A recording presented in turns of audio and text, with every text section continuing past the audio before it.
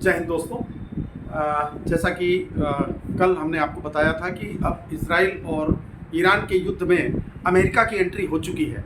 अभी अमेरिका ने जो वहाँ के फोर्दो, नतांज और इस्फहान न्यूक्लियर फैसिलिटीज़ पर जो बंकर बस्टर बम से हमले किए थे, उन हमलों के द्वारा उसका ये दावा है, ये अमेरिका का दावा है कि ईरान की न्यूक्लियर फैसिलिटीज़ को नेस्तनाबूद कर दिया है, हमने ध्वस्त कर दिया है। ये ट्रंप का दावा है, लेकिन अभी ईरान की तरफ से इस दावे पर ये पुष्टि नहीं की गई है, बल्कि खबरें ये भी निकल करके आ रही हैं कि वहाँ से जो उनके शोधित यूरेनियम था वो उसको पहले ही वहाँ से शिफ्ट कर दिया गया था। ऐसा मतलब ये ईरान की तरफ से बातें निकल करके आ रही हैं। लेकिन जो अमेरिका का दावा था, अमेरिका का जो ये था कि हमने जो वहाँ के तीनों न्यूक्लियर फैसिलिटीज़ हैं, फोर्दो, इस्फहान और नतांज पे हमने स्ट्राइक किया है और स्ट्राइक करके वहाँ की न्यूक्लियर फैसिलिटीज़ को नष्ट किया है। हमने किसी मिलिट्री ठिकाने पर या जनता पर किसी प्रकार का कोई हमला नहीं किया है, ये ऐसा दावा किया। लेकिन इसके जवाब में ईरान ने ये चेतावनी दी है अमेरिका को कि इस स्ट्राइक का बहुत ज़बरदस्त जवाब दिया जाएगा। अब ईरान कब और कैसे जवाब देता है ये देखने का विषय होगा। लेकिन इसी बीच में ईरान ने इजराइल के ऊपर हमले और तेज कर दिए हैं। तेल अवीव में और बहुत सी जगहों पर इतनी मिसाइलें छोड़ी हैं कि वहाँ का जो है हाल बहुत बेहाल कर रखा है। और साथ ही साथ वहाँ सोरो का अस्पताल में भी मिसाइलें छोड़ी गई हैं, जिन पर बहुत ही डिवास्टेटिंग डैमेज हुआ है। तो ईरान अभी शांत बैठने वाला नहीं है। ईरान पूरे जोर शोर से जवाबी कार्रवाई कर रहा है। और ये भी कहा जा रहा है, चूँकि आसिफ मुनीर वहाँ मौजूद थे ट्रंप के साथ लंच पे वहाँ पर जो है अमेरिका में, तो इस वजह से ये भी कहा जा रहा है कि क्या पाकिस्तान ने तो नहीं उड़वा दिए ईरान के न्यूक्लियर ठिकाने। अब ये बातें कहाँ तक, इसमें कहाँ सच्चाई है, क्या है, ये सब तो देखने का विषय है। लेकिन हाँ, एक चीज़ ज़रूर हुई है, अमेरिका की एंट्री के बाद, अमेरिका के इस अटैक के बाद रूस, चीन और तुर्की ने इसराइल का खुलकर विरोध करना शुरू कर दिया है। अब ये दुनिया दो खेमों में बंटना शुरू हो गई है और रूस, चीन और तुर्की ने इजराइल का खुलकर विरोध करना शुरू किया है। और लेकिन फिर भी पेंटागन के रक्षा सचिव पीट हेसेथ ने मीडिया को बताया कि ईरान के परमाणु मिशन को बर्बाद कर दिया गया है। ये पेंटागन की तरफ से जो उनके रक्षा सचिव हैं, उन्होंने ये दावा किया है कि ईरान के जो न्यूक्लियर उनके जो ठिकाने थे, जो जहाँ पर वो शोध कर रहे थे, परमाणु मिशन जो उनका चल रहा था परमाणु हथियार बनाने का, उसको जो है मतलब हमने पूरी तरह से बर्बाद कर दिया है। अब और इसके बाद ट्रंप का ये कहना है कि अब शांति का समय है और अब इजराइल को शांति रखना चाहिए। लेकिन ऐसा लगता नहीं है कि एक ये वही बात हो गई कि एक तरफ से आप किसी के ऊपर अटैक करें और उसके बाद उससे ये कहें कि वो शांति बरते।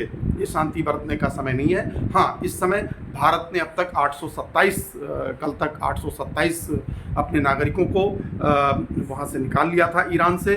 और इसके बाद जो है अभी ईरान के जो विदेश मंत्री हैं वो रूसी प्रेसिडेंट से मिलने गए हुए हैं।